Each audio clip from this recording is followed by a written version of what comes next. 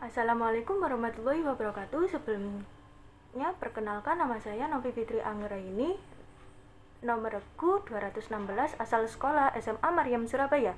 Puji syukur kehadirat Allah Subhanahu wa taala, di kesempatan kali ini saya dapat mempresentasikan di hadapan Bapak Ibu guru serta kakak-kakak pengurus PMI SMKN 5 Surabaya.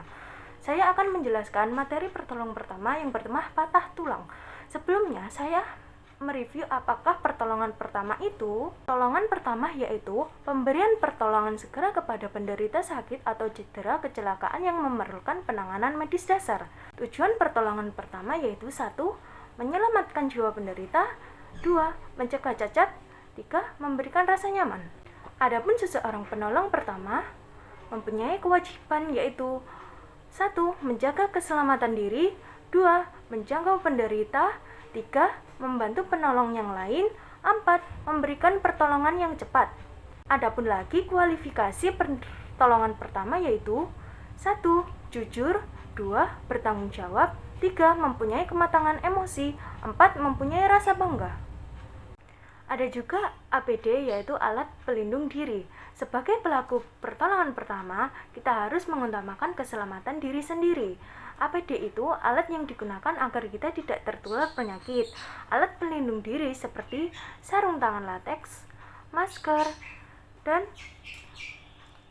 kacamata pelindung. Patah tulang atau yang disebut fraktur ialah kondisi ketika tulang patah sehingga posisi atau bentuknya berubah. Patah tulang dapat terjadi ketika tulang menerima tekanan atau benturan yang kuat lebih besar daripada kekuatan pada tulang.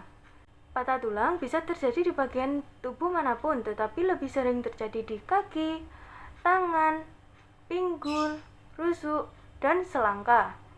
Meski umumnya disebabkan oleh benturan yang kuat, patah tulang juga bisa terjadi akibat benturan ringan bila tulang sudah mengalami pengeroposan, misalnya akibat osteoporosis. Patah tulang dibedakan menjadi dua bagian, patah tulang tertutup dan patah tulang terbuka. Patah tulang tertutup ialah jenis patah tulang di mana tulang yang patah tidak sampai merobek kulit. Pertama, harus memakai APD terlebih dahulu, yaitu kacamata steril, sarung tangan lateks, dan memakai masker. Dan ini untuk alat-alat yang untuk pertolongan pertama yaitu mitela. Dan yang kedua, bidai, kayu untuk sanggahan untuk patah tulang. Pertama, kita lebarkan ini dulu segitiga. Yang kedua, lipat sampai ujung. Yang ketiga, lipat sisi sini sampai ujung yang di atas. Yang keempat, lipat lagi membentuk seperti begini. Ini kain ini dibagi dua.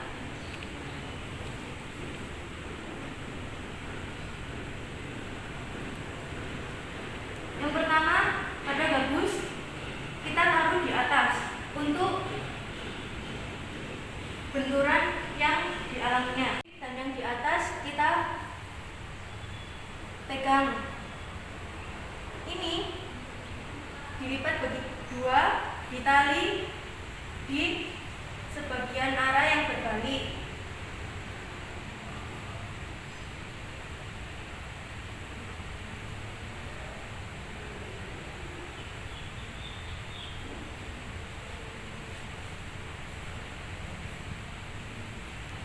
Menali harus di samping, tidak boleh di tengah-tengah.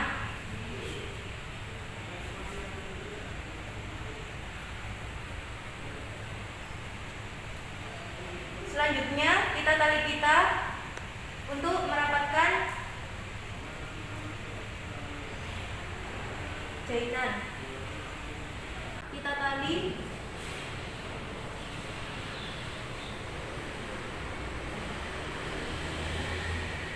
di seberang arah.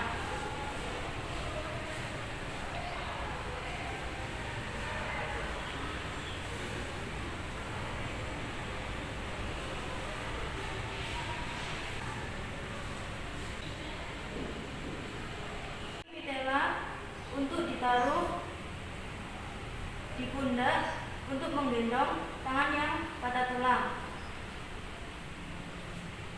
Kita rapikan terlebih dahulu. Lalu kita ikat di bagian pundak kanan tangan kanan. Diikat jangan terlalu rapat-rapat.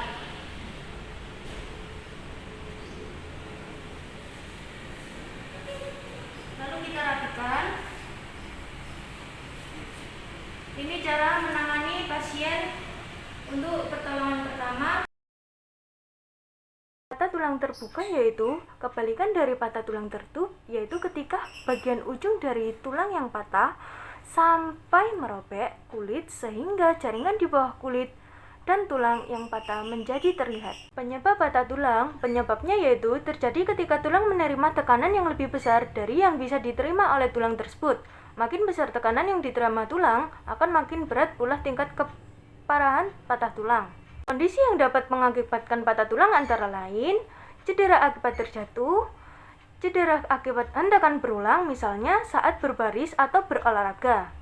Penyakit yang dapat melemahkan tulang seperti osteoporosis dan osteogenesis. Faktor risiko patah tulang terjadi pada siapa saja, namun lebih berisiko dialami oleh orang dengan beberapa faktor berikut: berusia lanjut, berjenis kelamin wanita, terutama yang masih berusia di atas 50 tahun, memiliki gaya hidup yang kurang aktif bergerak.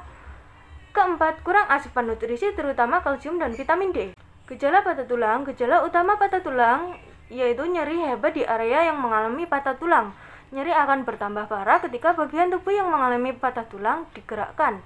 Gejala yang bisa timbul saat seorang yang mengalami patah tulang ialah nyeri berat di area patah tulang, memar dan bengkak pada area yang mengalami cedera, tulang mencuat keluar dari kulit pada patah tulang terbuka.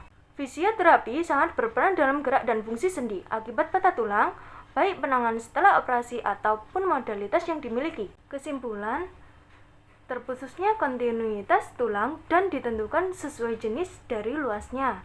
Patah tulang dapat diketahui terjadi ketika tulang stres yang lebih besar dari yang dapat diabsorpsi. Patah tulang disebabkan karena 1.